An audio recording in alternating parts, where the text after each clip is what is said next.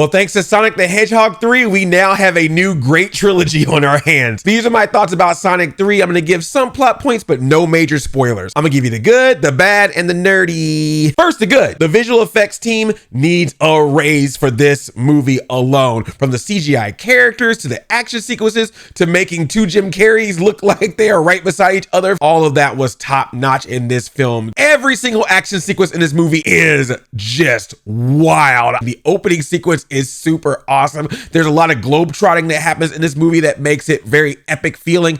And the third act, I was almost out of my seat cheering about how excited I was about the last parts of this movie. Woo! They keep upping the ante with every single movie, and I really felt it in Sonic 3. Man, with every movie, they just pack more and more Sonic lore into these things, and they go all out in this third one, man. There's Sonic game lore in this thing, references to Sonic games, there's music cues, dialogue, there are even songs. They even have a reference to the game cartridges. I mean, they really are putting more and more of Sonic game stuff in these movies. But what they're always good about is that even when they do that, they still make sure they keep the casual audience in mind. So it's never too much like, well, if you don't know, then you can't play along. It's like, no, we're going to still tell the story we want to tell for all audiences. But whenever we can pepper in some game lore or game references, we gonna do it just enough so that everybody's involved, and I like that. Jim Carrey is in total 90s Jim Carrey top form in this, particularly because he's playing a double role as Ivo and Gerald Robotnik. The chemistry he has with himself as two different characters is really well done. I know there's always this talk about him retiring and then he still comes back. If he keeps wanting to do Sonics, I would really appreciate it because he brings so much to this movie. But even with a lot of action and a lot of characters, it was still focused on Team Sonic, and it was also focused on introducing us to Shadow the Hedgehog. Even though this is a Sonic movie, the core of this movie is definitely Shadow. And the way they introduce his backstory in bits and pieces throughout the course of the movie and the way it builds up is really well done, particularly with his friendship with Maria. So for a movie that has a lot of silliness, a lot of comedy, a lot of action,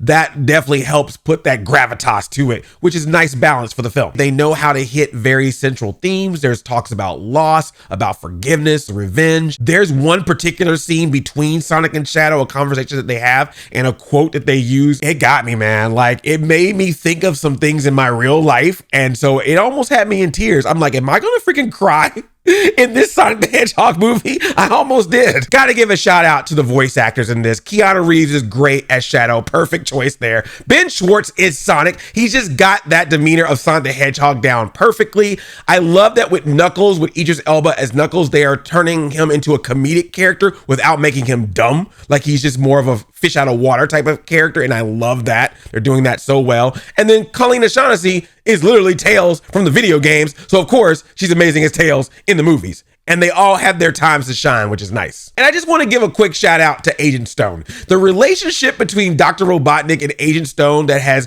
progressed throughout these three movies has been wonderful. He is just so cool to be this original character that is now so part of the Sonic universe. Now I want them to do like a Harley Quinn. Like, now I want to see Agent Stone in the Sonic video games. Now for the bad, which is not bad, just some nitpicks. So many characters in this movie, and I don't want to see any of them go, but at the same time, there are a lot of them. And you can tell a couple of times the movie was like, well, we got to give some of these characters things to do. There's so many characters that they have characters play other characters. I'm saying this as a joke. Do not take this too seriously. But there was one part in this movie where I go, should I be offended by this?